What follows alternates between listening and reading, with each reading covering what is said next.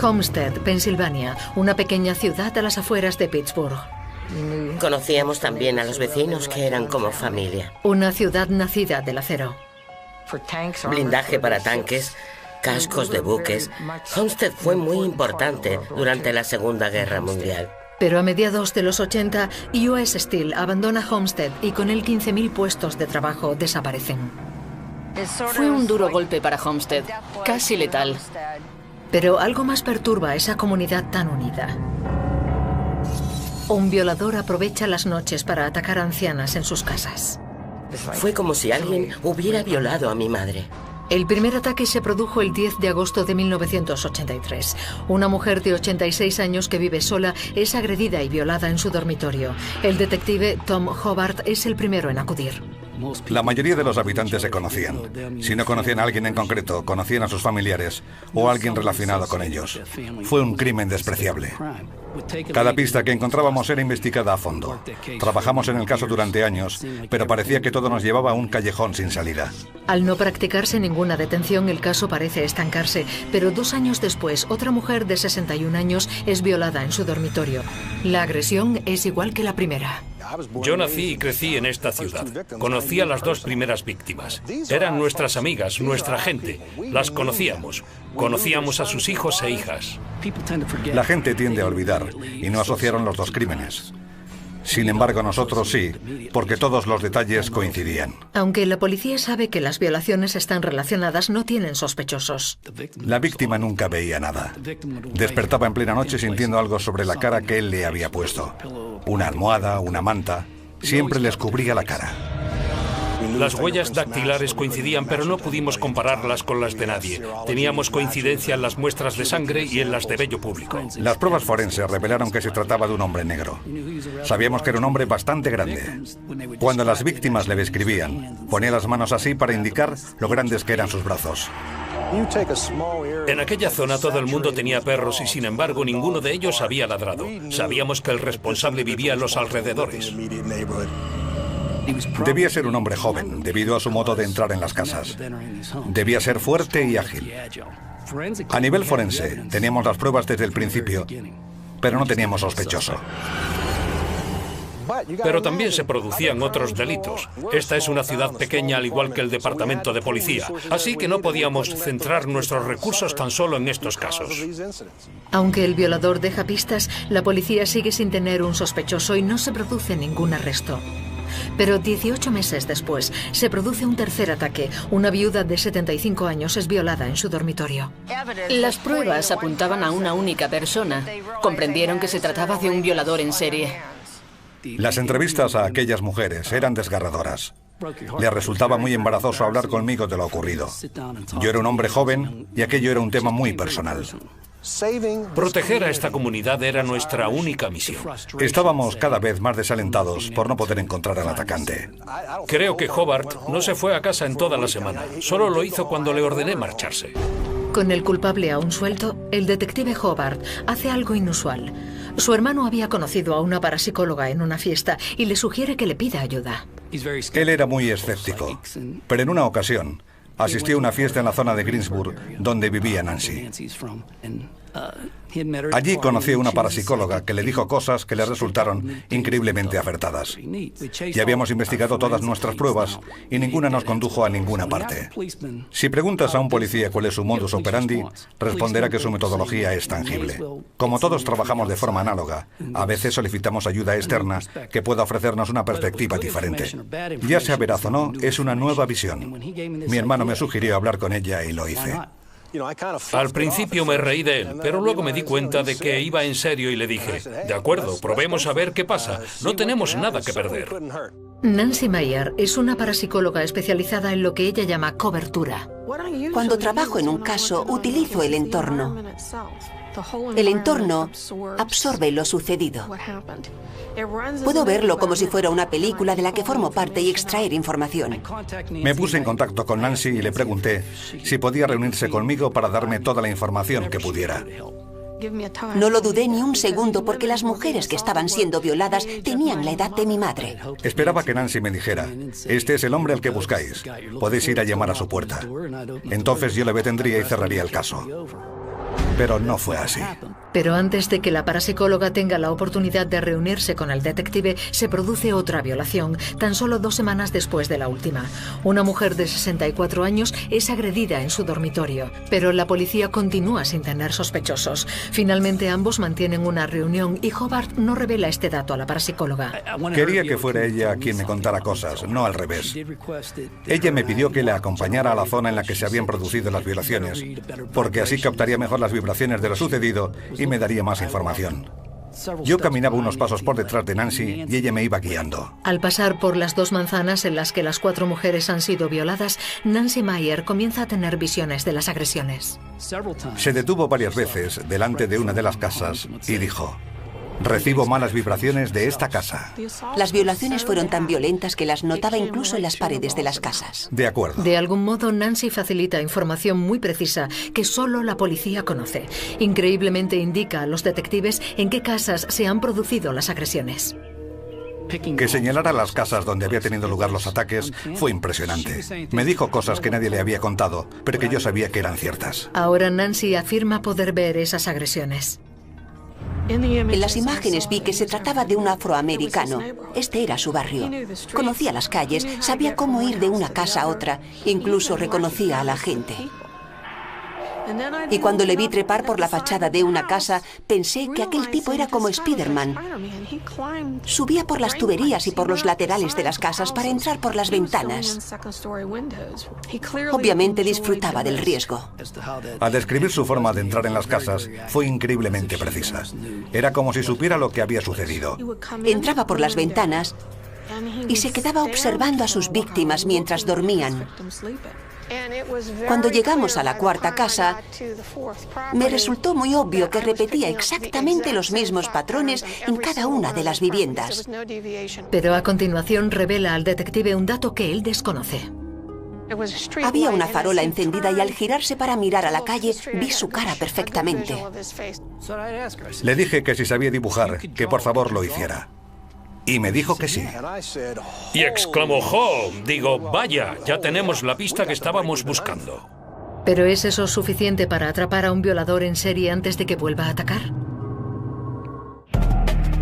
En Homestead, Pensilvania, un desconocido está atacando a ancianas en sus casas. Desalentada, la policía pide ayuda a una parapsicóloga, Ya sea información veraz o no, es información nueva. que afirma haber visto la cara del atacante.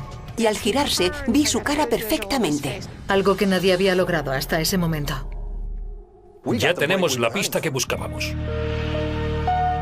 La descripción que hace Nancy del violador resulta tan precisa que el detective Hobart decide hacer un retrato robot. Tiene la cara ancha y los ojos son... Casi siempre usamos retratos en robots para descartar a personas y concretar quién puede y quién no puede ser el autor. Así que pedimos a un artista que hiciera varios bocetos. Eran muy detallados, porque iba cambiando todo lo que Nancy pensaba que no estaba bien. ¿Algo más? Lleva un sombrero de cuero. Cada vez que le veo, lleva ese sombrero. Lo habitual es eliminar cualquier complemento del retrato robot para centrarse en los rasgos del sospechoso, pero crear un retrato robot partiendo de la descripción de una parapsicóloga tampoco es algo habitual. Yo estaba a un lado, no para intervenir en las explicaciones que Nancy daba al artista, sino para acompañarla. Fue un largo día. El sombrero no está bien, tienes que inclinarlo hacia este lado. Tanto el dibujante como yo comenzamos a sentirnos frustrados. Solo era un sombrero, nada más. Pero ella insistía en que tenía que ser tal y como decía. Discutimos sobre el sombrero. No se dibuja un sombrero en un retrato robot. Va en contra del protocolo, no se hace. Y le dije, sí, pero si quieres que lo reconozcan, hay que dibujarle el sombrero porque nunca sale sin él. En cuanto a su valor como pista, bueno, cualquiera podía tener un sombrero así. No era importante, mucha gente lo lleva. Nancy dijo que se trataba de un sombrero negro de cuero y se refería a él constantemente. Lo sentí por el dibujante. Tuvo que cambiarlo varias veces.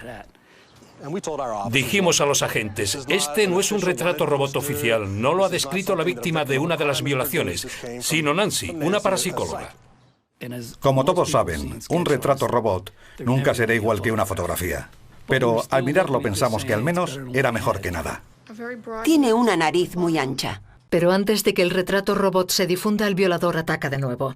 24 de abril de 1987. Solo 5 semanas después de la última agresión, una viuda de 76 años es asaltada en su propia casa. Cada ataque era peor y más violento que el anterior. Toda la ciudad está en alerta. No era pánico, pero sí miedo, sin duda. Creamos un equipo de trabajo y salimos a las calles todos los días. Había muchos policías del condado de Allegheny y de la oficina del sheriff. Al intensificarse las agresiones, la policía vuelve a pedir ayuda a la parapsicóloga, pero esta vez ella adopta un enfoque diferente. Le dije, debemos adelantarnos a sus acciones. Y me centré en captar dónde se produciría la próxima agresión. Al cruzar una calle, recibí vibraciones de un hombre que había caminado por allí de madrugada, observando cuándo se apagaban las luces de las casas.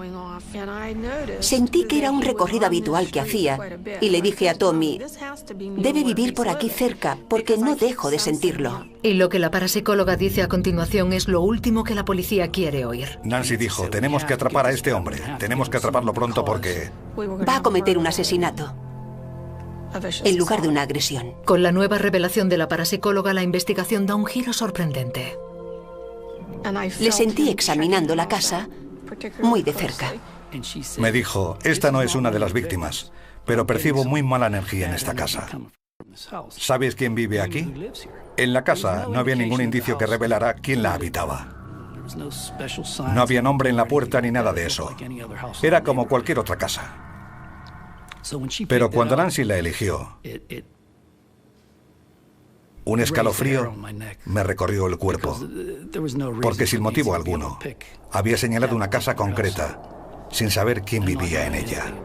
Sin embargo, yo sabía que se trataba de un familiar del jefe. Para el jefe de policía Kelly, el caso da un giro personal. Se toma muy en serio la advertencia de la parapsicóloga y vigila la casa de su abuela.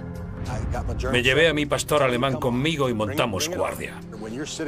Estar sentado en silencio, a la espera de que suceda algo brutal, me hizo ser consciente de que podía ser una situación de vida o muerte. Era consciente de hasta el más mínimo ruido. El corazón me latía a toda velocidad. Se me disparó la adrenalina. Si me había afectado cuando me enteraba de aquellas pobres mujeres agredidas, esta vez era personal. Pero la abuela del jefe no sería la siguiente víctima del violador. 2 semanas después de la escalofriante predicción de Nancy, una calurosa noche de junio, una mujer de 86 años que vive a pocos metros de la abuela del jefe se convierte en su 6ª víctima. Quedé impresionado. Aquella mujer era vecina de mi abuela, incluso llevaban el mismo apellido. De hecho, estaban emparentadas. Fue como decir, sé que estás ahí y aún así puedo seguir haciendo esto. A pesar de trabajar día y noche, la policía no está más cerca de atrapar al esquivo depredador sexual. A veces me levantaba de la cama. Venía a Homestead. Me ocultaba en un callejón dentro del coche y me quedaba a oscuras con la esperanza de ver algo. La policía entregó bocinas a las mujeres, a 200 de hecho, para que pudieran hacerlas sonar y alertarlos en caso de peligro. Y aconsejaron a las mujeres que se compraran perros. Hicimos todo lo humanamente posible. La gente vivía encerrada por el miedo. La mayoría de las casas no tenían aire acondicionado en todas las habitaciones. Hacía mucho calor, era verano. No podían abrir las ventanas por miedo a que alguien entrara por ellas. Vivían encarcelados mientras que el culpable se paseaba tranquilamente vigilándolos. Teníamos que atrapar a ese hombre. Subía por una calle empinada cuando vi a una anciana a la que conocía. Me detuve junto a ella y le dije, sube, te llevo a casa. Hace demasiado calor. No deberías estar aquí en un día tan caluroso. Cuando la dejé en su casa, le dije que comprobara todas las ventanas y que tuviera mucho cuidado. Al día siguiente, llegué a la comisaría y Kelly me informó de que se había producido otra violación. Le pregunté quién es la víctima y me dijo el nombre de la anciana a la que había dejado en casa el día anterior. A pesar de las advertencias de la alcaldesa, el 25 de agosto, la anciana de 76 años se convierte en la 7ª víctima. 2 meses después del 6º ataque, pero en esta ocasión la violencia asciende a un nivel peligroso.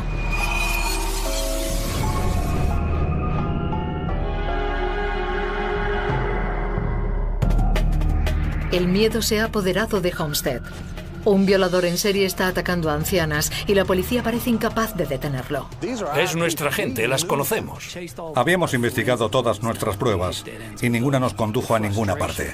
La parapsicóloga Nancy Meyer colabora en la investigación. Está en lo cierto. Si no atrapan pronto al violador, no tardará en convertirse en asesino. Cometerá un asesinato en lugar de una agresión.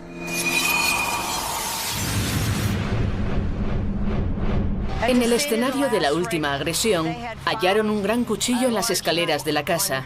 Él había amenazado con cortarle la garganta si no dejaba de resistirse. Estábamos totalmente convencidos de que era alguien que conocíamos y que conseguía esquivarnos porque vigilaba nuestros pasos. Pero de nuevo, era como buscar una aguja en un pajar. No tendría el aspecto de un enemigo público, sino el de un hombre normal y corriente. Con la investigación estancada, el detective Hobart vuelve a contactar con la parapsicóloga. Tras producirse la última agresión, Nancy y yo volvimos a hablar. Solo podía pensar en este caso, al igual que muchos de mis compañeros, que nos dedicábamos a él por completo. Estoy seguro de que mi frustración por no lograr detener a este hombre comenzaba a notarse. Le dije, Tommy, la semana que viene lo atraparás. Todo acabará. Vas a arrestarlo. No me necesitas para nada más. Primero me dijo, lo creeré cuando lo vea, pero luego dijo, espero que tengas razón. Y le contesté, yo también. Entonces se produce un avance que toda la ciudad esperaba. Nunca había robado nada a ninguna de las víctimas, hasta la última. Uno de los objetos robados era un arma. Sonó el teléfono. Eran las 3 de la mañana y llamaba a un tipo que decía, sé a quién estáis buscando. No le creí, pero me dijo, anoche robaron un arma, ¿verdad? Se trataba de una información que no habíamos hecho pública. Y dijo, está en Steel City Arms, en Braddock. Ha intentado venderla. Puedo tenderle una trampa. El informante organiza un encuentro. La policía, armada con el retrato robot de la parapsicóloga, rodea la tienda de empeños y espera. Cuando el sospechoso llega para recuperar el arma, la policía está allí para detenerlo. Yo tenía el retrato robot en el asiento del copiloto. El sospechoso se giró y miró en mi dirección. Y pude ver que se trataba prácticamente de una fotografía de ese hombre. Por supuesto, en aquel momento comencé a creer ciegamente en los parapsicólogos. Cuando regresó a recuperar su arma, la policía estaba allí para detenerlo y acusarlo de tener una propiedad robada. Hasta ese momento, no habían conseguido sus huellas. Lo llevamos a comisaría. Le leímos sus derechos y le tomamos las huellas dactilares. Había un fiscal presente aconsejándonos qué hacer en cada momento y medimos nuestros pasos para que no hubiera ningún error. Aquel hombre iba a ir a juicio y no queríamos que ningún error le salvara. No se libraría por cuestiones técnicas. Llamamos a un experto en huellas y al compararlas, nos miró y dijo, señores, se terminó.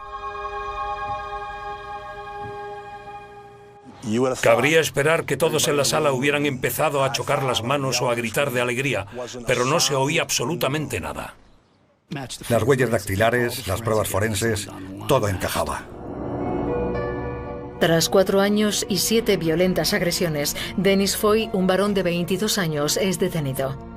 Desempleado, Foy vive con sus padres en la misma manzana donde tiene lugar una de las violaciones. La detención de Foy en 1987 tiene lugar después de que su caso haya tenido cobertura nacional. Lo lamento por las víctimas. Ahora ya podemos dejar esto atrás. Menos mal que las mujeres violadas tuvieron la valentía necesaria para testificar en el juicio. 3 viudas y una mujer que nunca llegó a casarse, de hecho había contado a la policía que era virgen, testificaron con todo detalle. Un año después, en el juicio, Foy se enfrenta a las mujeres a las que ha agredido. Durante el proceso, el jurado escucha los detalles íntimos del terror desatado por Foy. Conocía a las víctimas y las vigilaba, esperando la mejor oportunidad. Accedía a las viviendas escalando por el lateral de las casas y entraba por las ventanas de la segunda planta. En el interior atacaba a las indefensas mujeres y silenciaba sus gritos de auxilio con una almohada o lo que tuviera a mano. A veces les ataba las manos y las piernas. A su última víctima la amenazó con un cuchillo. El juez describe sus actos como atroces. Foy es declarado culpable de todos los cargos y condenado a 100 años en una prisión de máxima seguridad. Sin conocimiento alguno del caso, ¿cómo pudo la parapsicóloga Nancy Meyer conocer tantos detalles? Sabía que el agresor era afroamericano, que vivía en el barrio y que conocía a las víctimas. Mediante sus percepciones pudo describir cómo accedía a las viviendas por las ventanas del segundo piso y predijo con exactitud cuándo terminaría la investigación. ¿Y qué hay del sombrero? Cuando Dennis Foy es detenido, lleva un sombrero escalofriantemente similar al que Nancy describe. Cuando se le dibuja un sombrero a alguien, puede llevarlo de cualquier modo. Pero ella fue muy específica en cuanto a la colocación. Quería que cubriera cierta parte de la cabeza. Lo que más me sorprendió fue que acertara en tantos detalles, y sobre todo en el sombrero. Ahí estaba él con el sombrero tal y como ella le había descrito, y en el que tanto había insistido. Hoy en día, Homestead, Pensilvania, comienza a recuperarse de la crisis económica.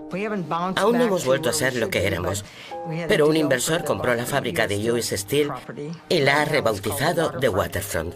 No obstante, nadie puede olvidar esos 5 años en los que un solo hombre aterrorizó a toda la comunidad. Estos actos afectan a mucha gente. Por suerte le atraparon. ¿Quién sabe cuál podría haber sido su siguiente paso? Nunca desaparece ese sentimiento, esa sensación de poder haber hecho más por esa gente. No me dedico a esto por diversión.